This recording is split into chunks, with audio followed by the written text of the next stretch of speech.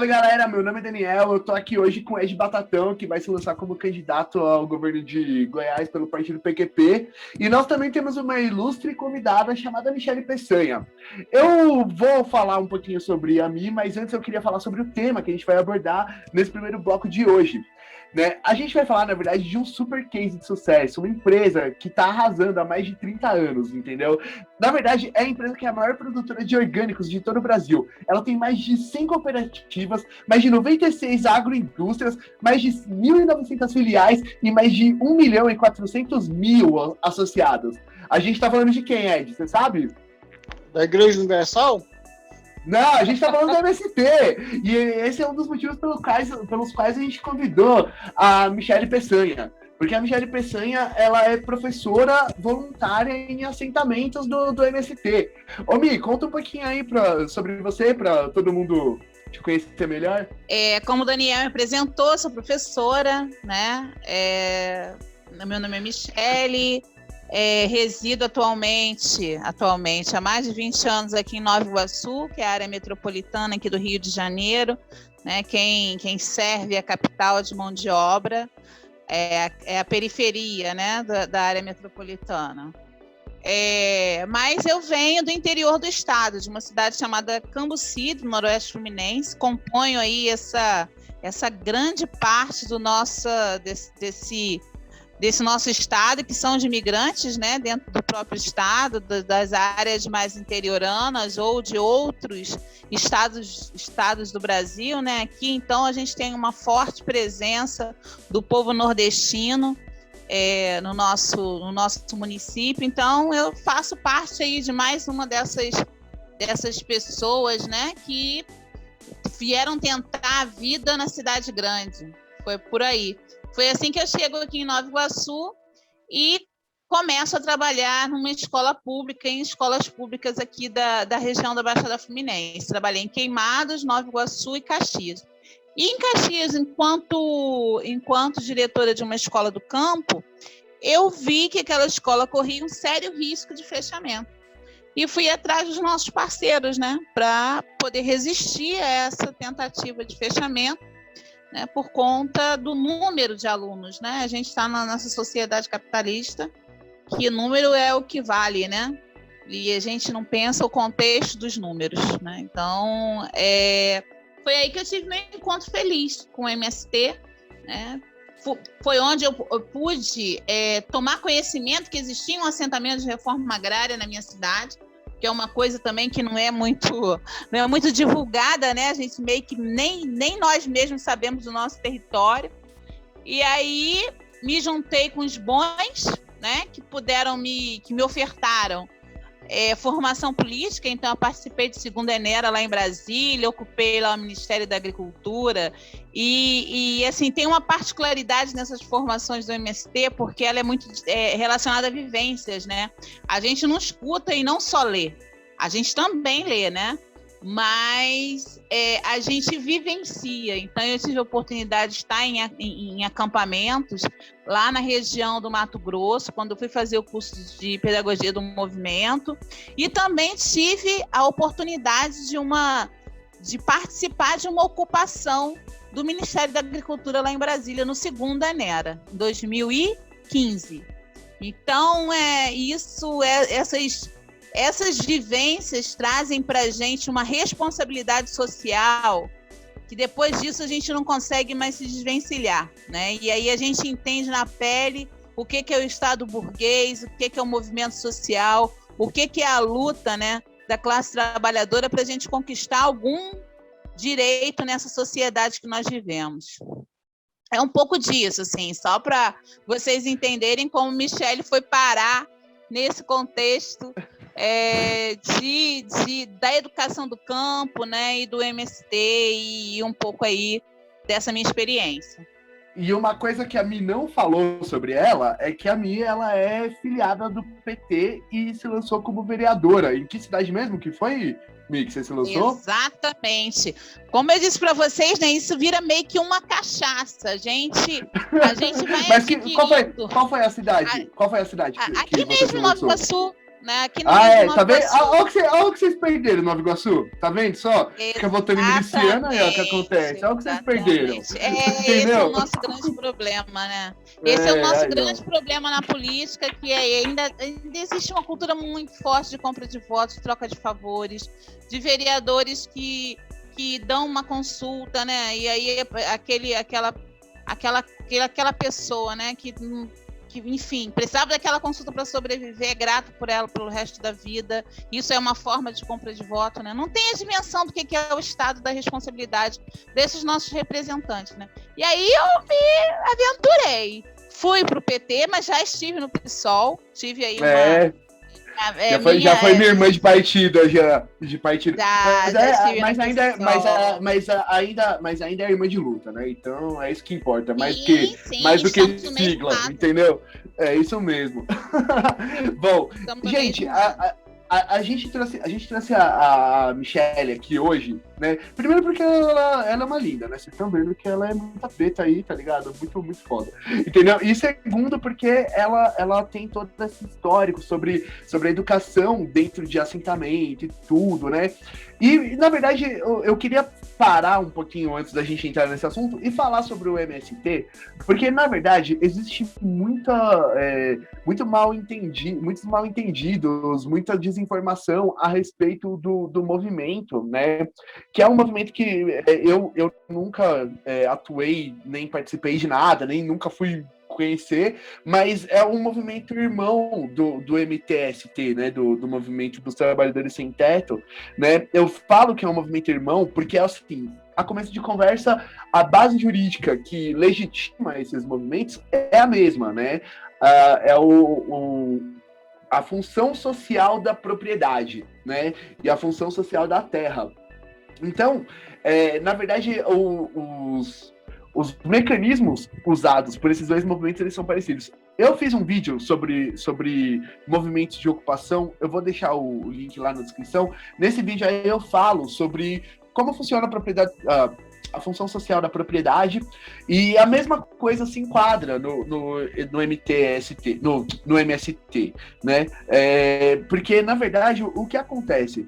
O Brasil, ele tem mais de 100 milhões de hectares de terras improdutivas, de terras que estão lá paradas e ninguém usa. Isso dá 4 vezes o tamanho territorial do estado de São Paulo, entendeu?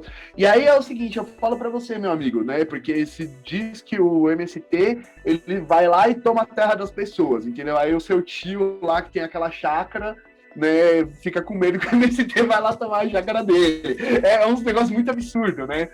Mas é a mesma coisa quando fala de aumentar de imposto, que vem o dono do Renegade lá ficar bravo, achar que é com ele, né? Né? Essa classe média rastaquera aí, que, né, é o fim da picada. Né? Então, esse é um problema muito sério em relação ao MST. Ele é muito mal compreendido, né? As pessoas têm medo, as pessoas acham que você ouve... Daniel, mas essa má compreensão aí não é de graça, você sabe que não. Existe de propósito esse mal compreensão aí, de gente que não quer saber de porra nenhuma e acha que ele é da elite, sendo só um rastaqueira. O cara que é classe média, ele acha que ele é melhor do que a caixa do supermercado. E não é. Muito pelo contrário, ele é pior ainda, porque a caixa do supermercado ela pode subir ainda, ele é perigoso descer. Na burrice dele. Pois é. E existe uma propaganda negativa muito grande. Eu acredito que a propaganda negativa em relação ao MST chega a ser maior do que a propaganda do MTST ou de outros movimentos de moradia, como o MDM, o FLM, né? Todos os movimentos de moradia legítimos, né? Existe uma propaganda muito negativa, né? Porque às vezes se fala que as pessoas do MST são terroristas, entendeu? Né? Porque eles vão lá, tomam terra na base de tiro, incendeiam a casa, mata animais, entendeu? Matam pessoas. Você vê... Matar animal a gente não mata não, mas botar fogo em alguns lugares a gente coloca. Eu tenho certeza que foi por um bom motivo, tá ligado?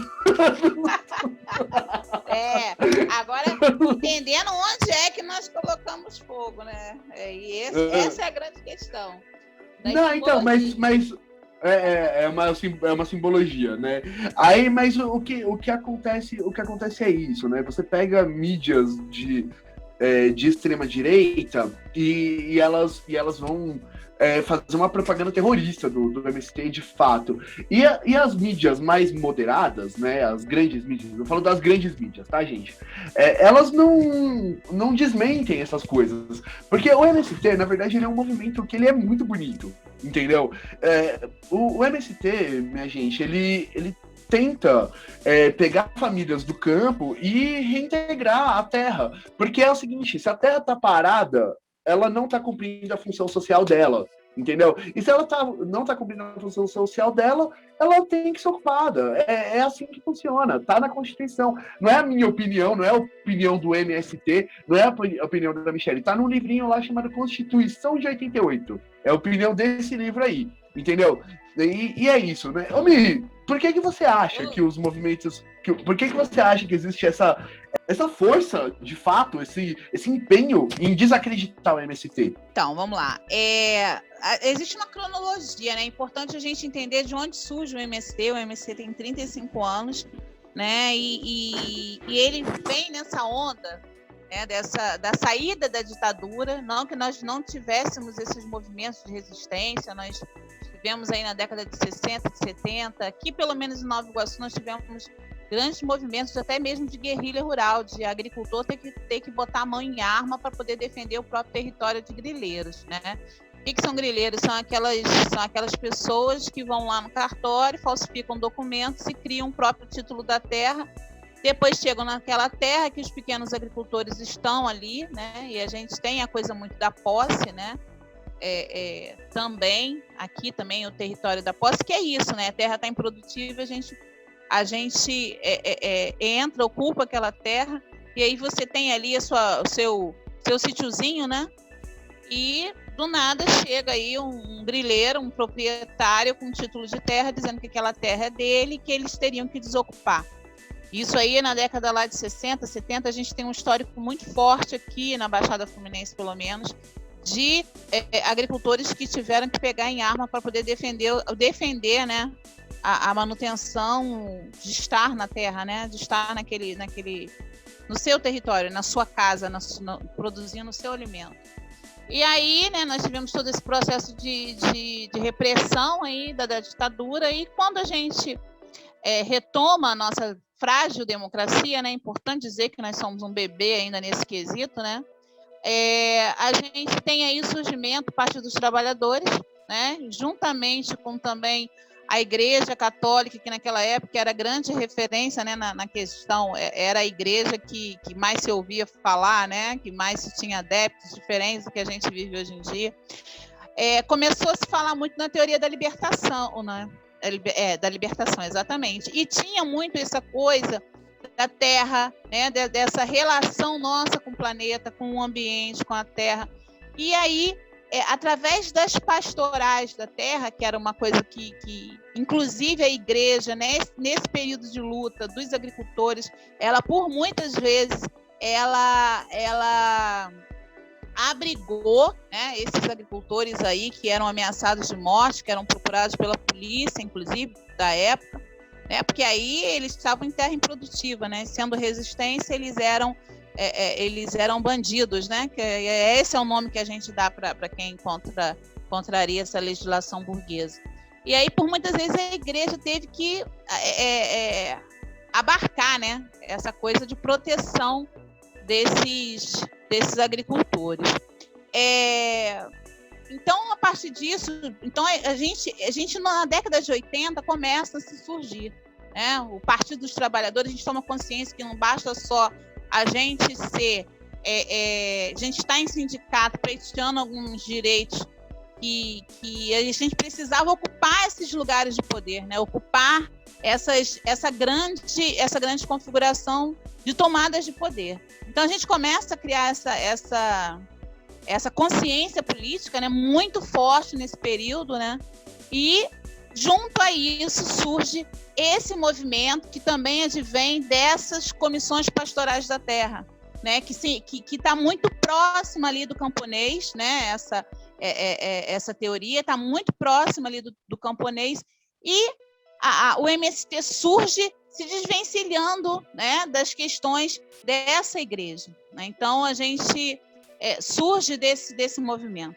O MTST ele surge também amparado, né, já com base. Se a gente for pegar a cronologia, o MTST ele surge depois, né, do MST, tendo essa bagagem já, né, esse acúmulo político, esse acúmulo de luta, entendendo essa questão da propriedade privada da terra, né, da propriedade privada, da concentração da terra, da concentração. Pode. Posso fazer uma observação? Galera, é mais ou menos assim, o MTST, ele é o filho revoltado do MST que falou, eu vou morar na cidade, pai. É mais ou menos isso, né, Mi? Exatamente. Então, assim, existe uma cronologia que, na verdade, a gente vai seguir a mesma linha, né? É dizer que a gente é contrário à concentração de terra, concentração de casa, né? Que todos, né? É essa linha socialista que a gente defende, né? Que a terra, ela tem um significado social, e o significado social dela é o quê? É produzir alimentos, né? Então, quando o MST ocupa uma terra, a primeira coisa que ele vai fazer é começar a produzir. Vocês podem observar os assentamentos. Então, essa é a preocupação inicial dele. A gente ocupou uma terra ociosa, então a gente vai fazer o quê? A gente vai produzir alimentos, a gente vai mostrar para a sociedade, né, o que seria essa função social da terra. E, junto com isso, uma coisa que é um marco, né, do nosso movimento, que é a construção das escolas. Então, vocês podem ver que sempre, quando o Estado burguês tenta desmontar, né, essa organização, a primeira coisa que eles vão destruir são as escolas, né? Então é o primeiro prédio que eles vão lá e querem jogar abaixo, que são as escolas, porque isso é muito simbólico, né? Isso é muito simbólico para o movimento, que é a questão do direito, né, à educação de qualidade, a educação para todo mundo, não só a educação política, mas também o acesso a esses conhecimentos produzidos historicamente aí por nós, né? E dizer que isso também não é de poucos, né? Não é para poucos, né? E isso também vem muito nessa formação política do movimento. Então, vocês imaginam por que nós somos marginalizados, né?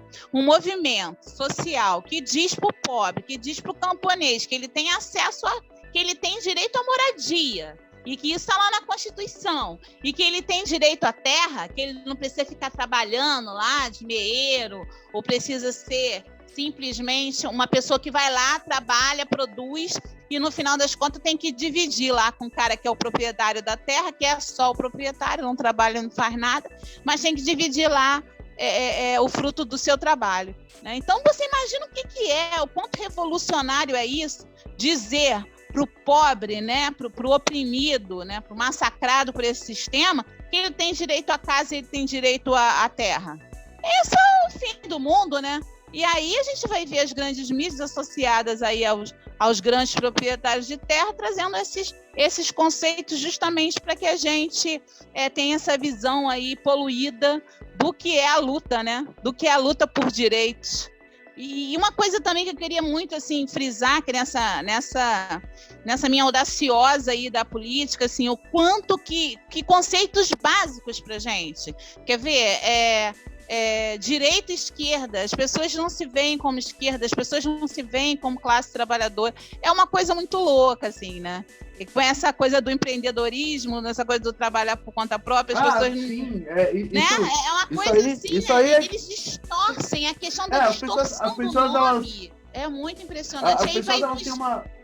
Desculpa, fala. A ver, agora, já que você entra em entendimento, eu falo aqui. Existe até essa questão da falar esquerda, a pessoa que anda errado, direita, a pessoa direita, até isso, até na língua, é um pouco assim, a gente tem esse prejuízo, né? O povo tem esse prejuízo. É o que eu falo, na verdade... É uma questão semântica, mas que até isso leva a pessoas que são muito simples a não entender o contexto da coisa, Exatamente. Né? Então, Daniel, muito pertinente. Essa marginalização, ela vem muito nesse sentido. Então, eu queria pontuar, deixa eu pontuar um exemplo do que aconteceu recentemente, faz 2 anos, se eu não me engano, acho que foi em 2019, né, o caso da fábrica da Coca-Cola de Correntina, na Bahia, né? O que aconteceu? A fábrica da Coca-Cola, ela estava puxando toda a água de Correntina e dos vilarejos próximos, né? Então, houve uma invasão na fábrica, né? As pessoas se revoltaram, né? E invadiram a fábrica da Coca-Cola, saindo quebrando tudo. Os caras estão roubando nossa água, vamos quebrar tudo. Legítimo, né? Eu acho que se alguém tirar sua água, você também ia querer quebrar tudo. Já pensou? Enfim, é muito sério, né? Só que o que aconteceu? Joyce Hassman, Danilo Gentili, Marco Feliciano, Fernando Holliday, Jovem Pan, essa coisa toda, né, falou que o MST era o responsável, que foi o MST que invadiu a fábrica da Coca-Cola em Correntina, né? Na verdade, me surpreendeu o MST... Então, Não era. Me surpreendeu o MST não estar envolvido nisso. Né? Na verdade, fiquei um pouquinho desapontado com o MST nessa daí, porque não tava lá, tá ligado? Mas, tipo, não foi o MST. Daniel, só que jogaram a culpa do negócio do MST, você entendeu? E toda hora toda hora. A Jovem Pan é especialista em mentir. Mas a Jovem Pan é especialista em mentir, distorcer. Assim, só que eles não têm a sutileza da Globo, né? Eles são mais bruscos. Aí, não sei, se fosse aí não seria MST, seria SMF, Movimento Sem Fábrica. Do Sem Fábrica. Vamos montar isso aí. Mas... o MSA, Movimento é água, né? Sei lá, qualquer coisa, né? Mas é impressionante como existe realmente um esforço genuíno e arquitetado para desacreditar o MST. Mano, mas também o povo acredita em qualquer coisa, Daniel, né? As pessoas, elas, no geral, a maior parte das pessoas, elas não sabem o que é o MST, entendeu? E é uma pena, cara, porque, na verdade, é um trabalho muito bonito, que é respeitado no mundo inteiro. Os governos do mundo todo respeitam o MST, você entendeu? Né? Existem prêmios europeus de cultura, de comida orgânica, de cultivo combinado com preservação de meio ambiente, né? Laboratórios da Bélgica e da Áustria já analisaram o arroz o arroz orgânico do MST e foi considerado um dos melhores arrozes? Eu não sei falar o plural de arroz, gente. Não sei. Professora, como que é o plural de arroz? Tem plural arroz? Vários sacos de arroz. Então, e laboratórios da Bélgica e da Áustria consideraram o arroz do MST um dos melhores do mundo. Né? Na verdade, o MST, ao longo desses 35 anos, ele conseguiu diversos prêmios, tanto em questões agrícolas quanto em questões ambientais. E aí é assim, né? Você, meu amigo de direita, que acha que é de direita, né? Você que gosta de comer comida orgânica, entendeu? Né? Mas eu compro minha comida orgânica no Pão de Açúcar, não compro desses comunistas armados do campo, né? Mas na verdade, amigão, 80% de toda a produção de comida orgânica no Brasil é do MST. Então, você, sem saber, você tá ajudando o movimento, tá, bonitão? É isso aí. Essa esquerda, né? Essa esquerda que na calada da noite ninguém tá vendo que tirar o veneno do seu prato. Né? E é isso. Então, e 30% de todas as coisas que a MST produz, elas são exportadas por vários países. Não porque elas sejam mais baratas, porque elas não são mais baratas do que a do grande agronegócio, mas por causa da qualidade, entendeu? Tudo que a MST faz é melhor do que esse agronegócio lixo aí. Ainda bem que o Weber não tá aqui pra parar minha revolta. Ô, Daniel, você vai deixar eu falar ou eu vou ter que movimentar? Te permito sim, pode falar. Mas você falando isso aí que existe uma campanha, uma propaganda contra, mas o sistema ele é assim, né?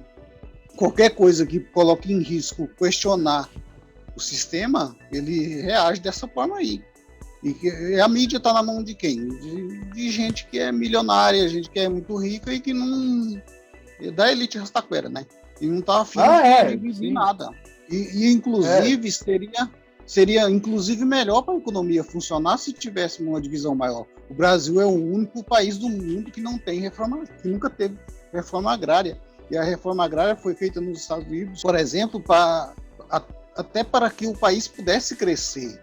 Isso foi feito no México, foi feito... Você anda por exemplo, qualquer região da Ásia, por exemplo, você anda quilômetros e quilômetros, você não encontra esse vazio que a gente tem aqui no Brasil. Por exemplo, eu fui numa viagem de Goiânia a Belém do Pará em 2015, a gente foi de carro, rapaz, tem um lugar aí que você anda sem nada, sem ninguém. E os países na Ásia, por exemplo, você encontra gente a cada 3, 4, 5 quilômetros, vai ter gente. Então, a terra no Brasil, como todos os recursos do Brasil, estão muito mal distribuídos. E qualquer movimento no sentido de buscar uma melhor distribuição das riquezas, e a terra é uma riqueza essencial, existe um movimento contra, né? Contra, mas assim, eu busco uma criminalização de qualquer movimento que possa discutir o status quo das coisas. E por isso o país ainda tem essa verba, essa coisa escravocrata, né? Excelente. Exatamente. E assim, qualquer política, né? Qualquer ordem política que desafiasse essa política Exatamente. de concentração de terra, a gente vê aí o Jango, né? Imediatamente foi um dos únicos presidentes que trouxeram a proposta da reforma agrária como uma política pública, né? Nós tivemos a derrubada dele, né? Lá quando ele trouxe a proposta de dividir, né, a terra dos entornos das estradas. Então, historicamente, um presidente que teve uma proposta de reforma agrária concreta, né, para o nosso país e foi derrubado, né? E logo em seguida veio a repressão e a ditadura.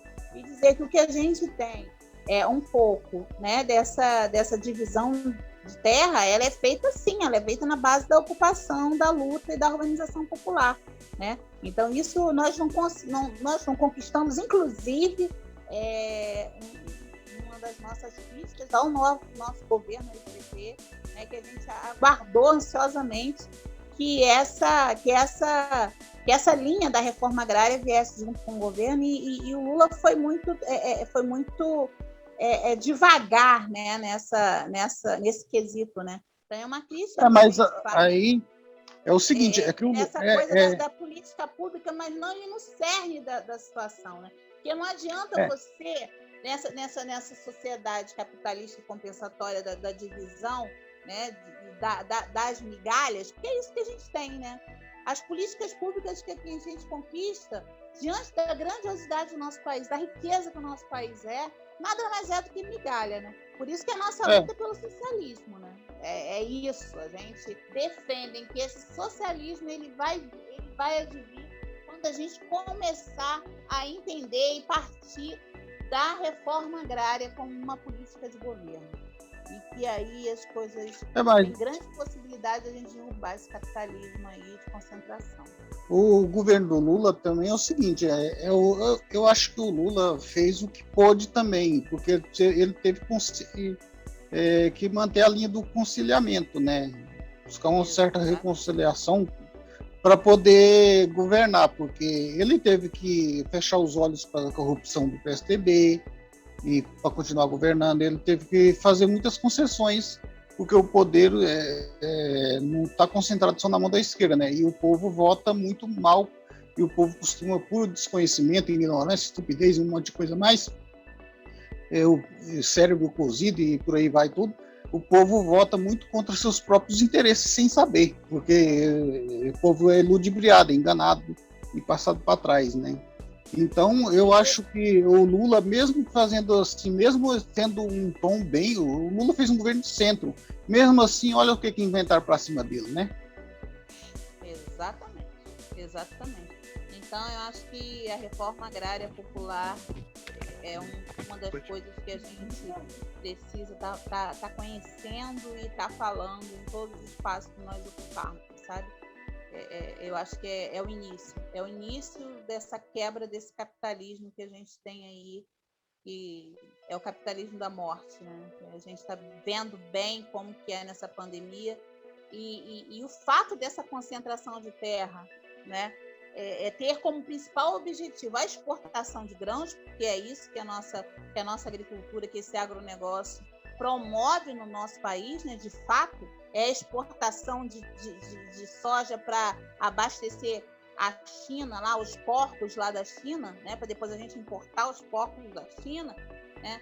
E o que a gente defende na reforma agrária popular e o que a gente tem, o que a gente come no nosso país, ele advém da agricultura familiar, né? Que são os pequenos agricultores, as pequenas propriedades de terra.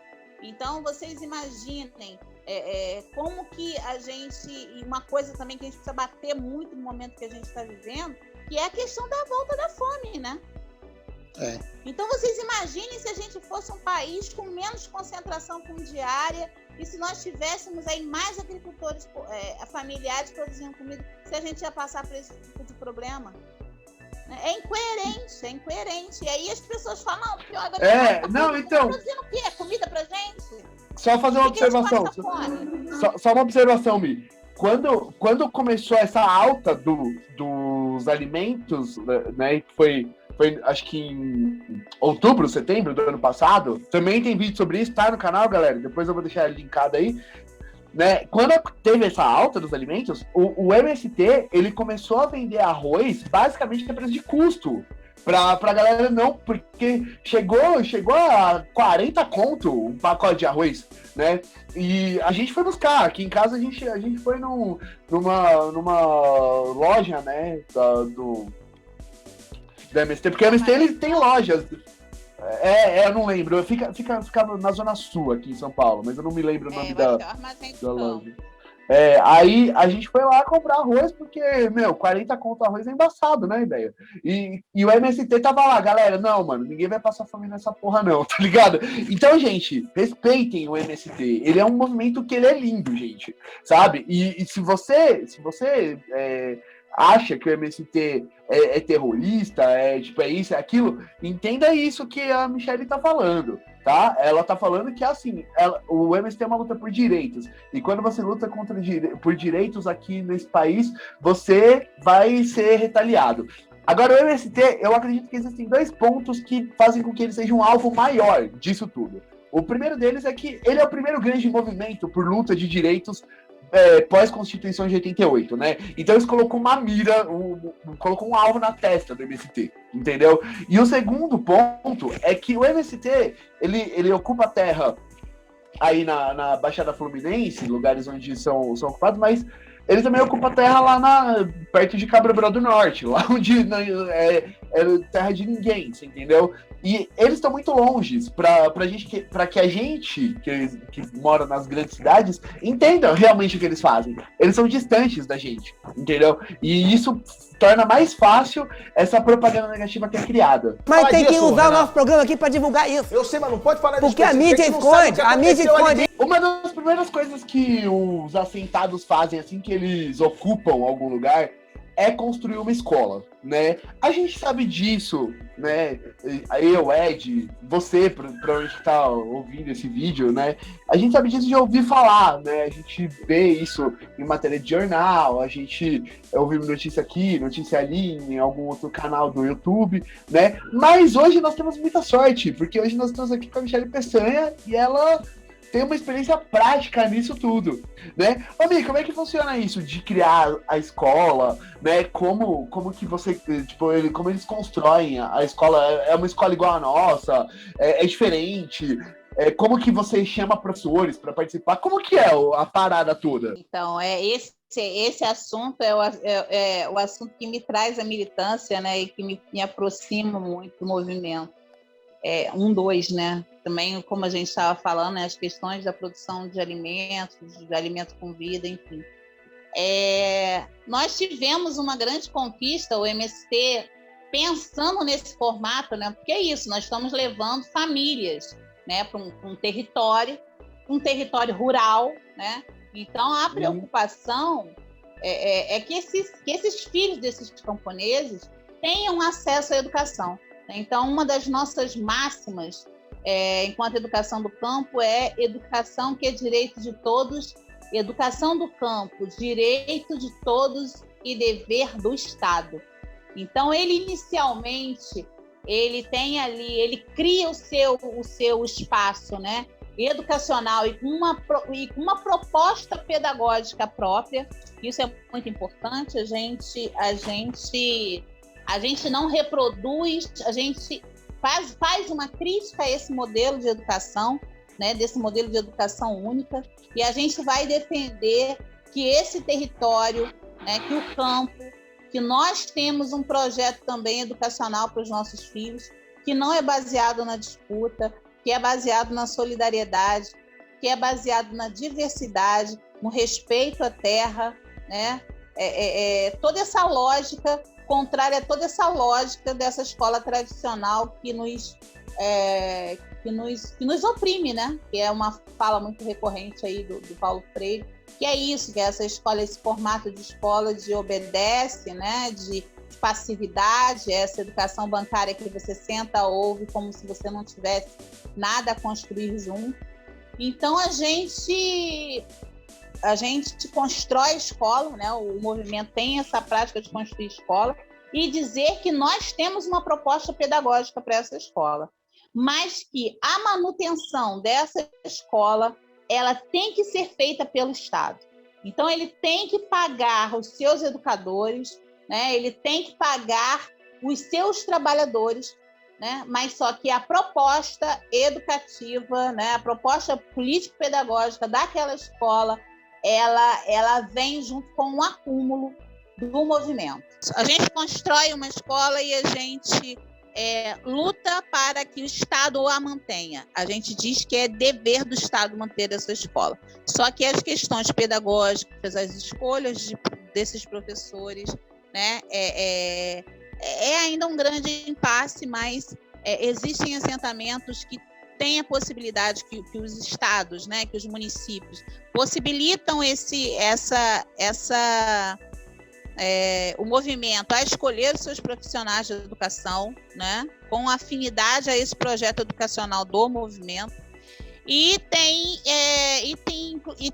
espaços de luta e de resistência, porque aí a gente vai ter tem alguns outros espaços que a gente precisa absorver esse professor, né, formal aí dessas escolas tradicionais, e a gente precisa o tempo todo aí estar fazendo essas intervenções políticas, né, de críticas de saber, né? Que conteúdo é esse que está sendo aplicado na escola? E uma das grandes bandeiras que a gente coloca é isso, né? Nem todo mundo sabe tudo, todo mundo tem saberes a acrescentar, e o aluno dentro de uma escola do campo, né, de assentamento, ele nunca é um sujeito passivo, ele é um sujeito ativo, lavando o seu prato, né? Então, assim, ele não é aquela criança que está ali só para absorver conhecimento, não, ele é participante, né? Assembleias são rotinas. O que a gente pode considerar até parte da construção do indivíduo, isso, né? Sabe? Né? Não porque assim, ajuda a lavar o seu prato, mas participar, fazer parte mesmo da escola, né? Talvez essa fosse uma prática que devesse ser adotada em toda a escola, entendeu? Ô, Daniel, isso aí que ela está expondo aí, isso é comunismo na veia, por isso que a galera tem medo. É que a gente falando assim dá a impressão que é uma escola formando comunistinhas, né? E não é verdade, porque a gente tem que tomar cuidado. Mas também não é de todo mentira, não. Mas a gente tem que tomar cuidado. Mas a gente tem que tomar cuidado com não, Daniel, os papos de direita, você entendeu? Tipo, tem que tomar cuidado. Mas então, porque assim, o que é o comunismo? comunismo, não é? Vamos marcar um dia para explicar isso? Você vem com a gente? Você volta? Então, beleza. Peraí, deixa eu só fazer uma... Deixa eu só fazer uma observação aqui. É importante lembrar que todas essas escolas do MST, como elas recebem do Estado para funcionar e tudo, todas elas são cadastradas no MEC, são cadastradas no Ministério da Educação, seguem a grade curricular brasileira, tudo isso, né? É uma escola, assim, eu não sei se o prédio é diferente, a participação com certeza mas a grade curricular da escola é a mesma do que qualquer outra escola, entendeu, gente? Não é um negócio que as crianças vão aprender as coisas diferentes, não, é a mesma coisa, entendeu? Vai ter as aulas lá de português, geografia, matemática, história, comunismo, tem também lá, tá ligado? E, tipo, e é isso, né? Bom, fala aí, Ed, você ia falar... O comunismo, na verdade, escola... é um modo, né? É um modo de se pensar uma sociedade, né? Então, é isso. Ela tem todo, a gente não nega esse conhecimento adquirido e construído historicamente, né? Isso é muito forte nessa corrente marxista, né? Que a gente não pode negar a classe trabalhadora ter acesso a esses conhecimentos da elite, né? Então, a gente não pode renegar a escola do pobre e uma educação pobre. Ele tem que ter acesso aos mesmos conhecimentos. Só que esse conhecimento, ele é criticizado, né? Então, a gente vai absorver esse conhecimento, mas não é que a gente vai dizer que ele é único, por exemplo, né? A gente vai também pautar no nosso currículo os saberes tradicionais, os saberes do território, né? O quanto que a gente, isso aí é uma crítica ao nosso conteúdo, né? Ao nosso conteúdo escolar. O nosso conteúdo escolar tem cor e tem classe, né? Então, o quanto que o conhecimento é africano, quanto que o nosso conhecimento dos nossos povos tradicionais, dos indígenas, o quanto que isso foi esquecido, o quanto que isso foi massacrado por essa escola do branco, né? Então, nós vamos dizer o seguinte, a nossa escola do movimento, ela vai dizer o seguinte, a gente vai querer sim ter acesso a esse saber do branco, mas a gente vai dizer que tem outros saberes, e esses outros saberes eles precisam ser também respeitados e repassados. Então, por isso que é tão importante para a gente a palavra diversidade no conceito dessa educação, né? Dizer que existem outros saberes. Então, essa escola, pelo contrário, né? ela trabalha com os conhecimentos que já são praticados pela escola e por essa educação branca, mas a gente também trabalha com outros conhecimentos, que são os conhecimentos da terra, que são esses conhecimentos do ambiente, que é totalmente diferente desse que a gente tem do branco, que nos coloca numa posição de superioridade, de só tirar da terra, massacrar, né? Tira a água, caga, mija e joga na água de novo. E aí limpa a água, caga, mija e joga na água de novo. Então, são essas coisas, né, que a gente faz a mais ainda nessas escolas, que tem sim como princípio a pedagogia socialista, para que um dia a gente possa chegar sim numa sociedade comunista. E aí falar sobre isso também é extremamente importante. Com certeza. E fica aí o convite para a gente falar sobre essas coisas. Não só sobre o que é comunismo, eu acho que é importante conceitualizar, né, todos os centros políticos. Outro dia eu estava tendo uma conversa lá no grupo do WhatsApp do nosso núcleo, do pessoal, que, na verdade, eu acho que a gente deveria aprender esses conceitos, né? Aprender sobre a Constituição, né? Pelo menos as partes mais básicas. A gente vai aprender tudo isso na escola, devia ser matéria de base. Porque o povo, quando ele não conhece política, ele é altamente vulnerável a manipulações políticas, entendeu? Eu não tô... E aí eu sei que isso é um caminhão de dificuldades, né? Porque se você sugere isso, né? Ainda mais a gente sugerindo isso, né? Porque é escola sem partido, tá querendo doutrinar meu filho, que não sei o quê. Sem ter isso, já falam, né? Imagina se tivesse. Mas é muito importante conhecer os conceitos, né? Saber do que você tá falando. Quando você fala esquerda, o que é isso? Né? Quando você fala comunismo, o que é isso? Quando você fala liberalismo, que também a gente aqui na esquerda, a gente tem muito preconceito sobre o liberalismo. O liberalismo é uma coisa. Agora, essa verdadeira desgraça que inventaram dos anos 80 para cá, que é o neoliberalismo, que é essa coisa totalmente assim, que fustiga a coletividade, que corta laços, que faz faz com que as pessoas tenham um egoísmo doentio. E o homem não é uma ilha, o homem por natureza é um ser social. Ele precisa da sociedade, entendeu? E esse neoliberalismo que foi inventado lá por Thatcher, Ronald Reagan, esses cretinos todos, isso veio a destruir até mesmo os Estados Unidos. Os Estados Unidos hoje dançaram. Os Estados Unidos já não é o que era mais. Até o trabalhador norte-americano, tentando uma saída, votaram no Trump, você entendeu? Agora o Biden está fazendo alguns acenos lá para a classe trabalhadora. Por quê? Porque eles perderam o bonde da história com esse enfraquecimento, né, da sociedade, da coisa comum, da coisa pública. E esse individualismo doentio, besta, do bocó que tem lá o seu Renegade e quer o seu celular, que não sei o quê, e quer pagar mais barato por tudo. E aí, o que veio? A China entrou nesse contexto e se globalizou, assim, da forma correta, enquanto nós aqui no Brasil, por exemplo, entramos na globalização de forma errada. Não, então, mas o que acontece é que na esquerda, assim, quando a gente vê canais de esquerda, né, tipo, pessoas de esquerda, né, militantes até, a verdade é que muitas vezes os dois conceitos, liberalismo e neoliberalismo, eles são tratados como uma coisa só, e não é. Mas por quê? Porque a gente tem uma educação política precária, de conceitos políticos precários, né? Eu e o Weber, a gente falou na semana passada quando a gente estava com a Jana, né? E você também, né? Na verdade, a gente não acredita muito em revolução, a gente tem receio de revolução, né? E aí, se eu não acredito em revolução, se eu não sou revolucionário, automaticamente a verdade é que eu sou um reformista, entendeu? Né? Só que quando você fala reformista na esquerda, os caras estão te jogando dentro do PSDB, praticamente. Porque o conceito é mal compreendido, tá ligado? É isso que eu falo. Os conceitos, eles são mal compreendidos, entendeu? E até por gente que se interessa, às vezes, né? Por isso que eu falo, isso deveria fazer parte da nossa educação básica, entendeu? A gente deve aprender sobre política desde sempre. O que acontece é que, na verdade, a reforma do sistema não vai trazer solução. É um paliativo somente. E isso é uma verdade cristalina. E só não vê quem não é muito ignorante ou quem não quer.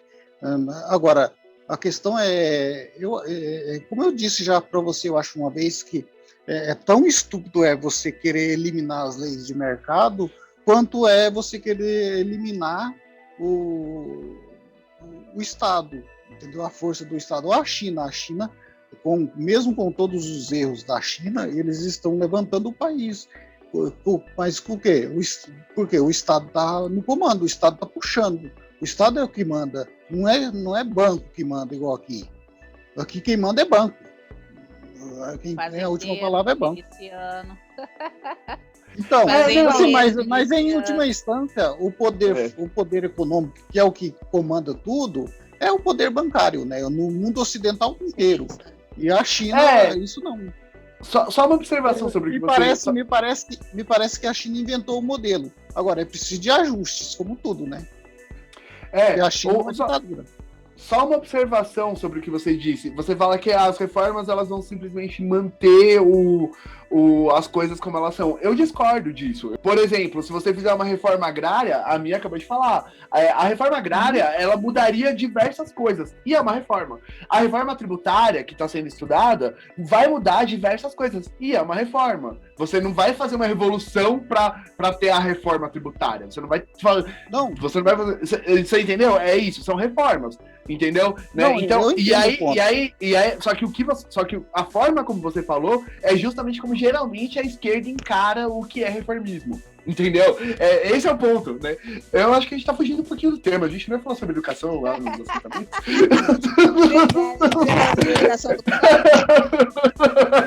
Mas tudo isso tem a ver. Tudo isso é objeto de estudo da educação do campo. O educador do campo, ele tem que estar antenado com todas essas questões. né? Porque esse é o formato diferenciado da escola. E aí vocês imaginam, a gente está falando aqui de uma escola de assentamento, né? Que aí nós temos ali uma comunidade que ela parte dessa visão política, né? Da partilha da sociedade, das decisões conjuntas, né? Das decisões políticas conjuntas. E aí nós temos uma escola que vai dialogar com essa base, que é uma base que já é da comunidade, que já é do território, né? Então, assim, nós temos aí uma escola do campo de assentamento que tem mais essa abertura, esse diálogo, para a gente trazer assuntos como esse, como a gente está falando agora.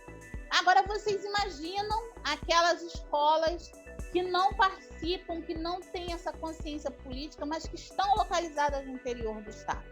Essa é a nossa grande questão, né? Essas escolas, diante dessa sociedade, né, da nossa sociedade, que impõe esse modelo de agricultura pautado no agronegócio, você vai ver um campo vazio, que foi como o Edson falou aí, né? Da gente chegar no campo e ver aí, andar pelo território rural do nosso país e andar. E aí no Centro-Oeste, então, ele deve ver muito isso, né? Muita soja, ou então muito milho. Aquela agricultura pautada nas monoculturas, né? E aí nós vamos ter um campo vazio de gente, cheio de grãos de exportação, para exportação, e o resultado disso vai ser o quê? 32.512 escolas rurais fechadas na última década. Então, nós estamos concentrando cada vez mais nos territórios urbanos, né? Tornando as pessoas cada vez mais independentes, né? Mas dependentes dessas comidas industrializadas, né? E nos deixando aí à mercê dessas políticas, né? Da morte, né? Porque a gente vai comer cada vez mais alimento envenenado, porque é isso que o agronegócio faz, é isso que o agronegócio quer, ele quer produzir, e produzindo, matando pragas, e as pragas elas vão se tornando cada vez mais resistentes, e a gente precisa de mais veneno, né? E inclusive esse governo que nós estamos vivenciando abriu as portas para os agrotóxicos, né? Que a gente chama mesmo popularmente de veneno. Então, cada vez mais nós estamos comendo comidas industrializadas e envenenadas, né? Pautadas nessa política de acúmulo de terra, de concentração de terra, de monoculturas no nosso país. Então, se você for lá no Ministério da Agricultura e ver o quanto de dinheiro nosso, né, que é investido no agronegócio, e o quanto de dinheiro nosso que é investido na agricultura familiar, isso aí vai mostrar para a gente, basicamente, qual é essa política e por que desse esvaziamento desses territórios, né?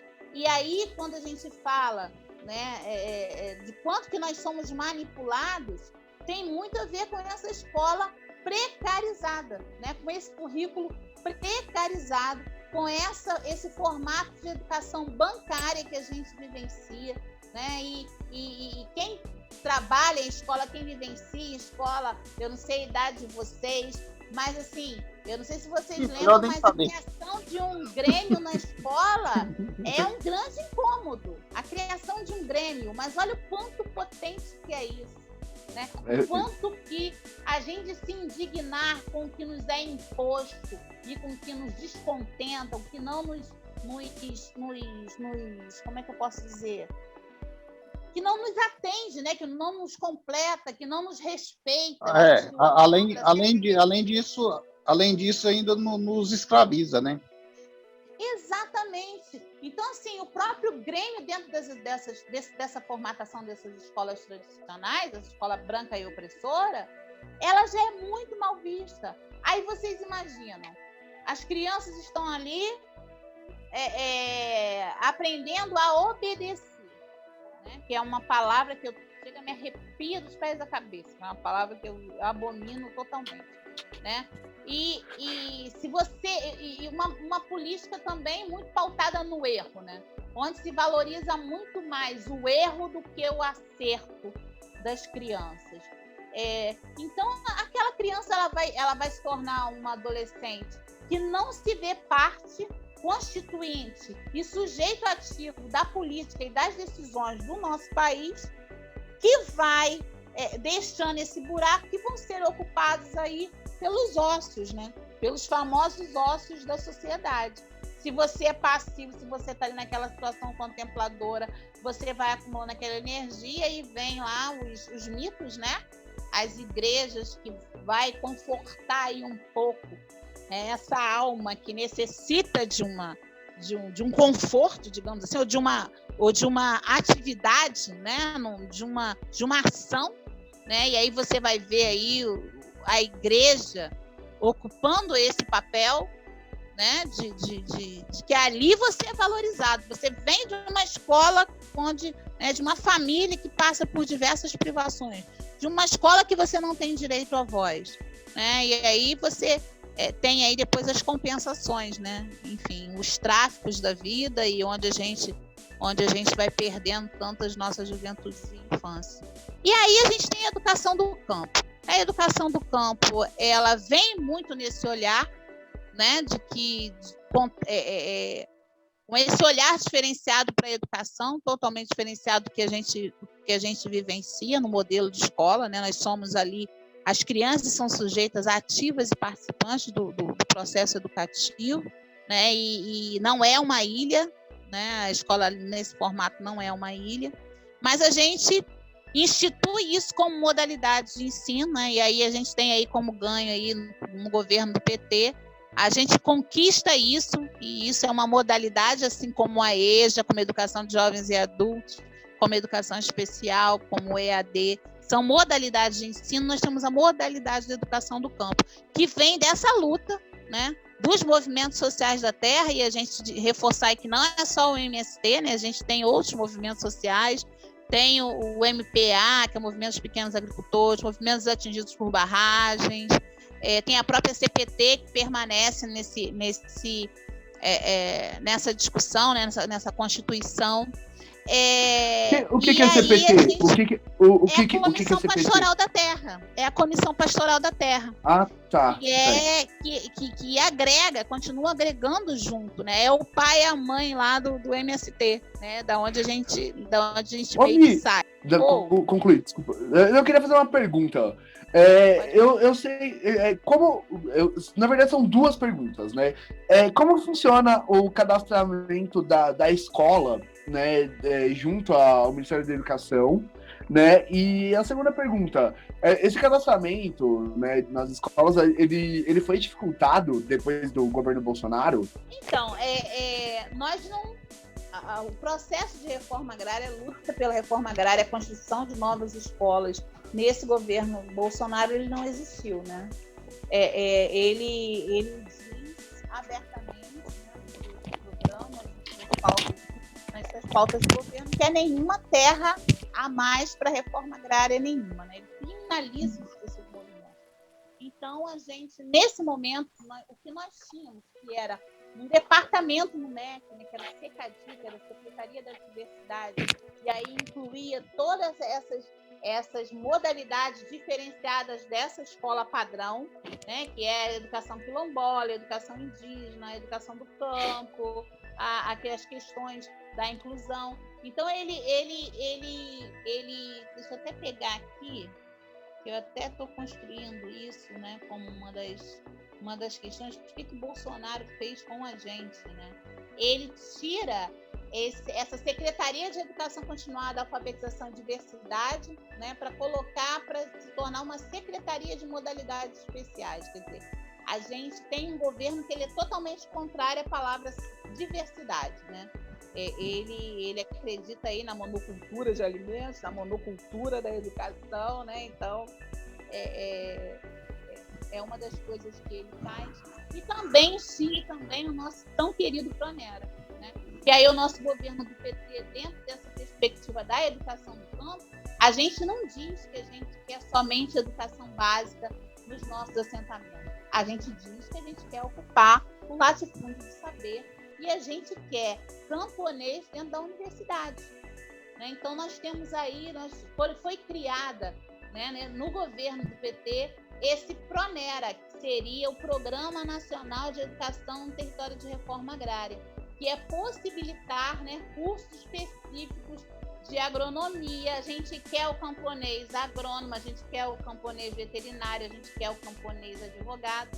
E aí vem o nosso querido, nem um pouco querido, né? O atual, né, o malfazejo, o infeliz que está aí nesse governo, e extingue, né, esse programa. Então, nós estamos paralisados. O momento é de perda, é de massacre nas nossas comunidades tradicionais. Se a gente ligar a televisão, a gente vai ver muito isso. Então, assim, e como que essas escolas, elas são cadastradas? São escolas, né? Ali tem criança, ali tem que ter escola, né? Direito da criança é ter acesso à educação. Ah, mas não tem escola. A gente construiu, aqui tem uma escola aqui. Agora você vem, institui, né? E formaliza essa escola e é isso. A gente coloca o tempo todo que é dever do Estado, né? Nesse formato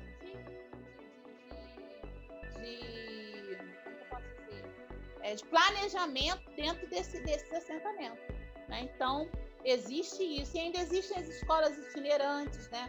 Porque o assentamento, antes de tornar um assentamento, ele é um acampamento, né? Então,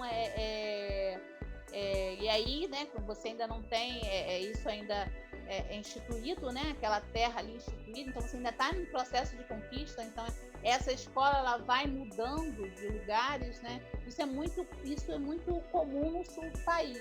Essas escolas itinerantes também são essas escolas de assentamento, mas que não estão fixas num lugar. Elas estão circulando, né, onde tem os acampamentos do MST. E é isso, assim, a gente teve grandes ganhos, mas a gente continua aí. A gente teve também, né, a conquista do PNAE, que é o Programa Nacional de Alimentação Escolar, a obrigatoriedade de que 30% do dinheiro gasto com a merenda escolar fosse aplicado, né, nas produções dos pequenos agricultores do entorno das escolas públicas. E a gente tem muitas políticas conquistadas, né, através da luta desses movimentos sociais do campo, mas daí a concretização dessas políticas públicas é muita luta. E ela parte do princípio do nosso desconhecimento. E como você disse tão bem, Daniel, como está muito longe da gente, né?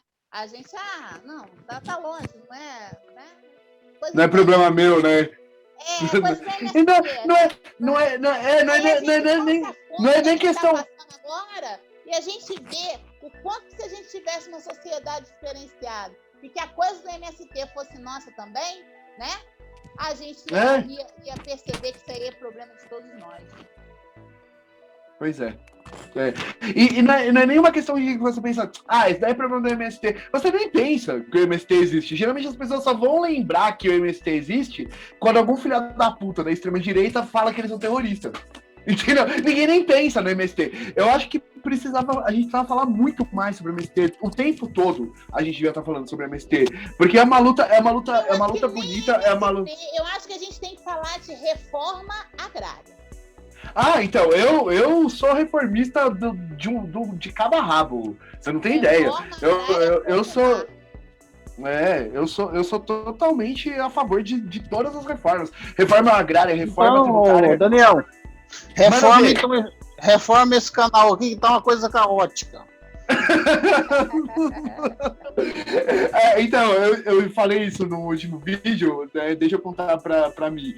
O canal chama Coisa Caótica porque, na verdade, é uma homenagem ao nosso tão amado Brasil, entendeu? É por isso que o nome do canal é esse, né? Porque o Brasil é uma coisa caótica, né? Entendeu? Bom, Ed, você tem alguma pergunta para fazer sobre tudo isso aí? Não, só queria pontualizar lá atrás, você falou da reforma e tal. Não, é lógico que as reformas sempre, todo tipo de reforma sempre vai trazer mudanças, mas eu digo assim que mudar completamente só uma revolução. E a revolução eu acho que é improvável. Pode ser uma revolução que anarquista, né? É que a maior parte das reformas que são feitas são reformas arrombadas, né? Elas não são reformas para melhorar a nossa vida. São reformas para beneficiar ainda mais as elites. Por isso a esquerda se posiciona dessa forma em relação a reformas. Reforma trabalhista, o que aconteceu agora? Né? Reforma previdenciária, o que aconteceu? Né? Por isso, eu entendo a indignação da esquerda quando você usa o termo reforma, mas é que esses arrombados eles apropriaram o termo pra fazer merda, entendeu? Não era pra ser nada disso. Fala aí, Ed, desculpa. Mas não é reforma arrombada, é reforma pra arrombar. Então... É foda. Né? Tem aquela página... A gente não consegue nem fazer reforma, como é que a gente vai fazer revolução?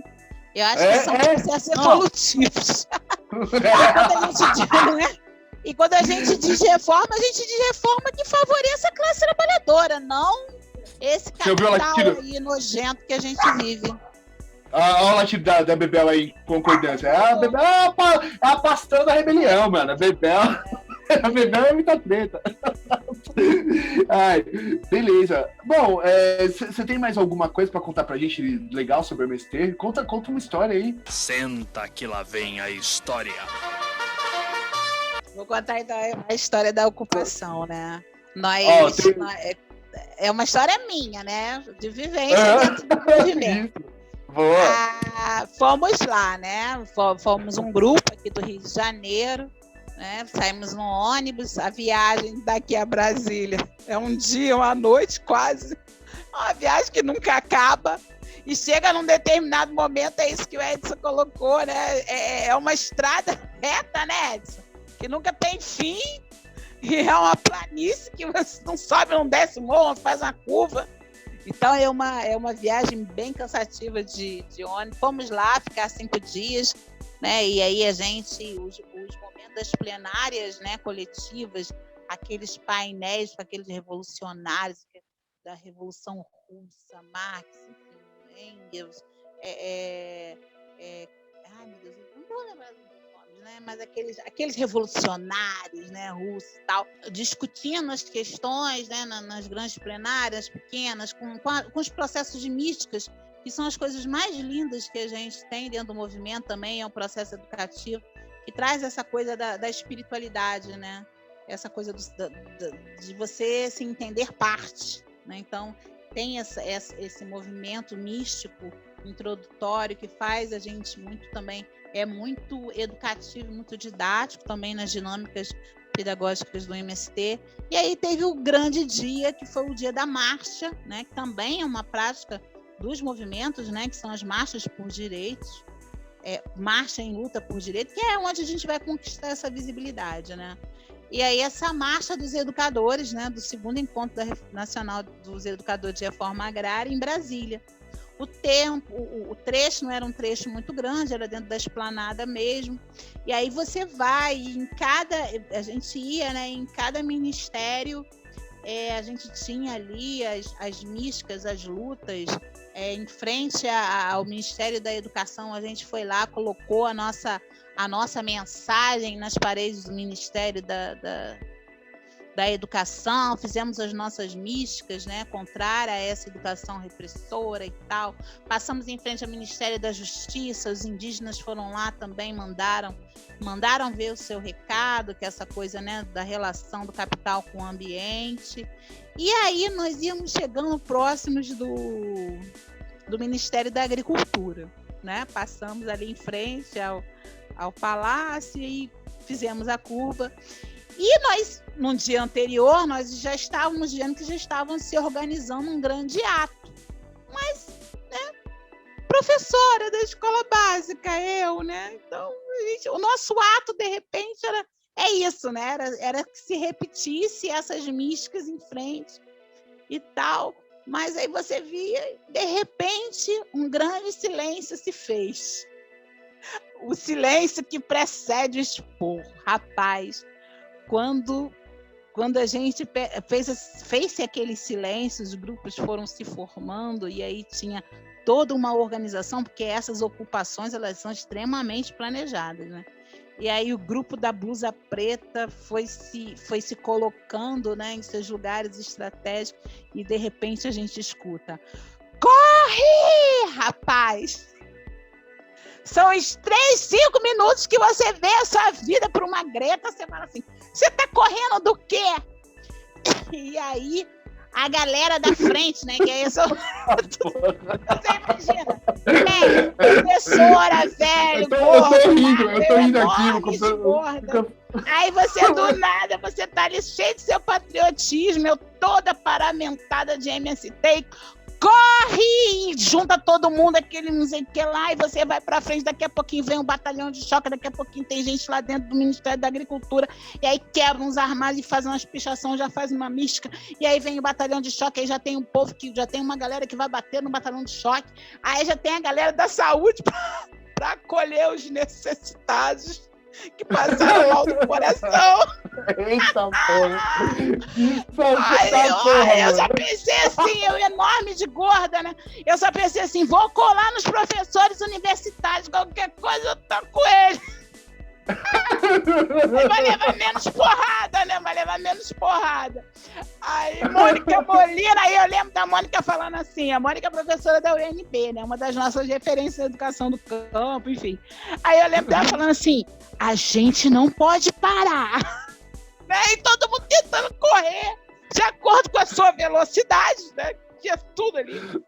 Mas assim, olha, foram 10 minutos que a gente entende o quanto que a luta por direitos, o quanto que isso é significativo. Aí vocês deram espetacular fuga do Sagésimo e Fumaça, foi isso?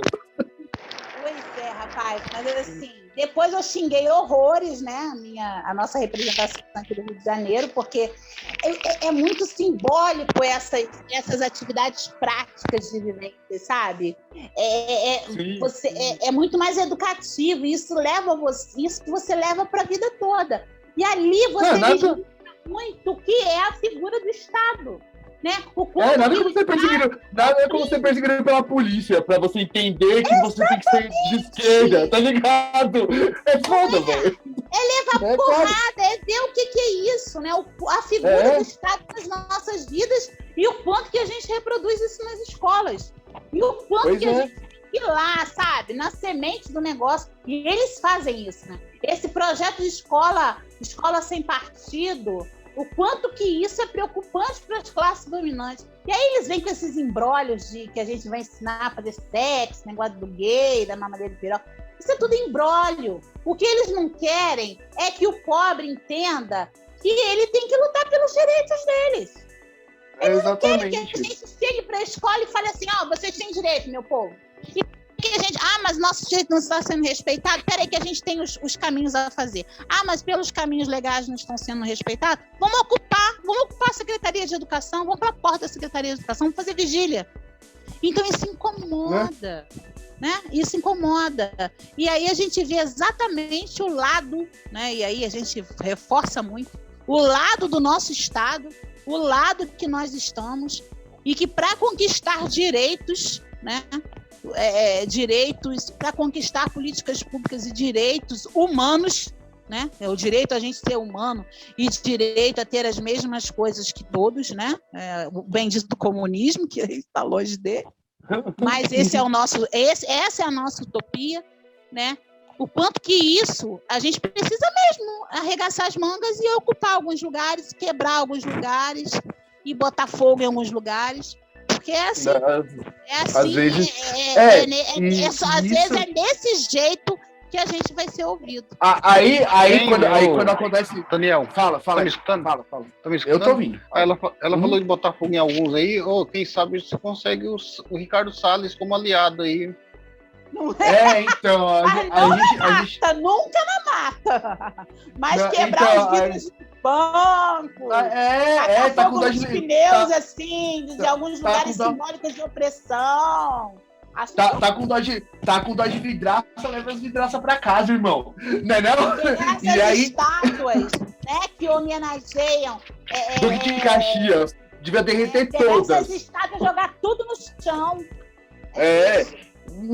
Mas deixa eu falar uma coisa, né? Porque pra quem tá ouvindo a gente, né? É assim, Aí, quando um movimento, um grupo, né, uma militância chega a esse ponto, galera, né, o que você vai ouvir, né, das pessoas que aceitam as explicações burguesas aí, né, tipo, mesmo não precisa ser rico não, tá, você só precisa ter sido enganado pelo Estado, tá, o que acontece, as pessoas, elas fazem esse tipo de coisa porque, assim, quando a gente chega nesse ponto, a gente já tentou pelos meios legais, entendeu? Porque a regra é clara, tá ligado? A porra da terra tá parada, você pode chegar lá e fazer porque não tá cumprindo a função social. O Estado tem que ir lá e garantir que o trabalhador possa fazer isso. Só que aí vem grileiro e tal e quer tomar a terra dos caras, sabe? Mas a lei tá ali, a gente tá seguindo a lei, entendeu? A lei é essa, você entendeu? Só que aí assim, a lei, a Constituição diz, né, que todos são iguais perante a lei, mas você seria um idiota completo se você acreditar nisso, entendeu? Porque a lei serve para eles, né? Para eles, para as elites, para as classes mais elevadas, para eles a lei funciona. Bem, obrigado. Agora vai a gente querer reivindicar direito. Eu não tô pedindo nada demais, não, cara. Eu só quero que siga umas ideias que tem no livrinho aí que chama Constituição de 88. É só isso que eu quero, parceirão. Só isso, tá ligado? Só quero que se cumpra a lei, mano. Entendeu? E aí, o cara não quer cumprir a lei, nós tem que quebrar uma desgraça, né? De vez em quando, fazer o quê, tá ligado? Eu não queria. Ô, Daniel, você diz muito bem que a Constituição diz que todos são iguais perante a lei, né?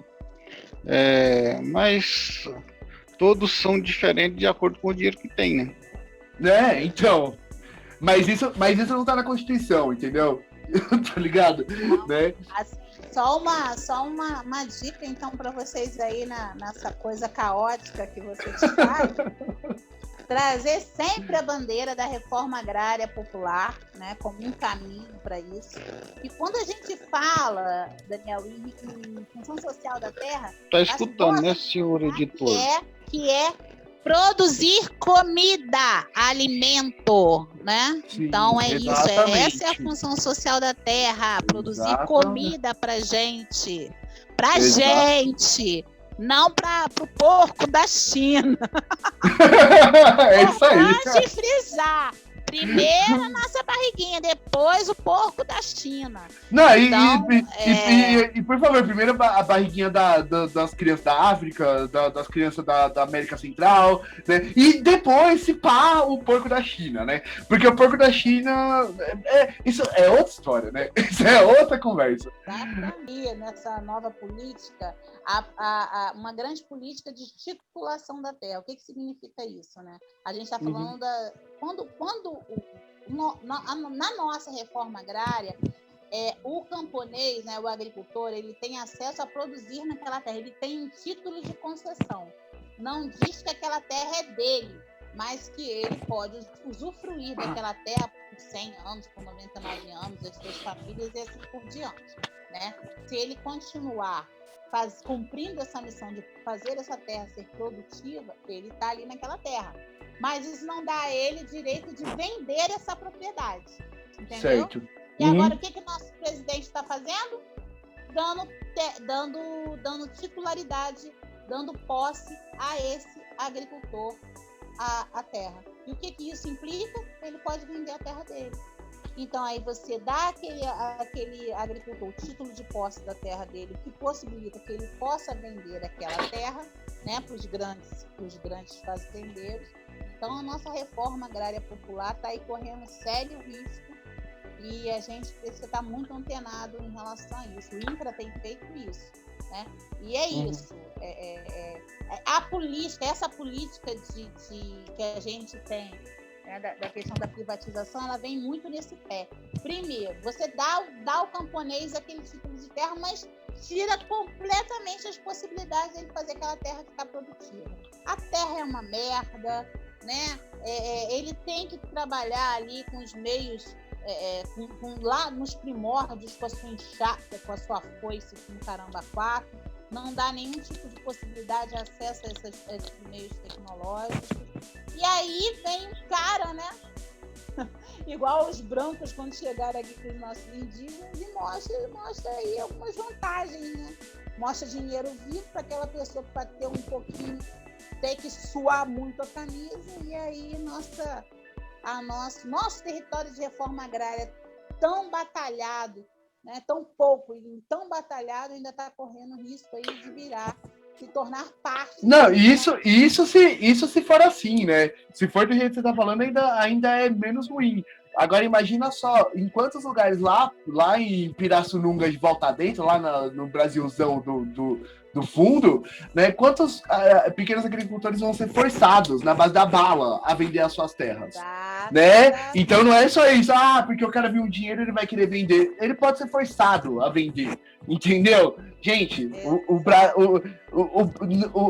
paulista, carioca, Belo Horizontino, é assim que fala quem mora em Belo Horizonte? Eu não sei. Gente que mora nessas grandes cidades acha que o Brasil inteiro é igual essas grandes cidades. Não é, minha gente, não é. O Brasil são muitos Brasis, entendeu? Né? E vai acontecer isso. O cara vai poder vender a terra? Será que ele vai vender essa terra porque ele quis vender a terra? É complicado. Ainda mais agora, depois dessas... A nossa luta é por políticas públicas. A gente sabe que agora a gente não vai conquistar nada, né? Porque ele já mostrou que veio, né? Ele veio para dentro. A única coisa que a gente tá fazendo agora... Nós já estamos trabalhando, não estamos? Trabalhando para 2022. Jogar bastante pedra nesses safados, mostrar bem, fazer essa didática, ocupar as mídias, e aí eu parabenizo. A nossa luta agora tem sido manter a democracia, né? Não tá dando muito tempo de fazer mais muita coisa nesse. Nossa, cara. 2022 a gente vai virar esse jogo. É a hora da gente se unir e botar essa corja para correr. Porque nesse contexto que a gente está vivendo de morte de todos os lados, está muito enfraquecido. Então a gente resiste dessa forma, né? Ocupando as mídias, fazendo um trabalho mais didático mesmo, mais chegando aí, a gente vai estar vacinado, a gente vai botar esses cretinos, esses...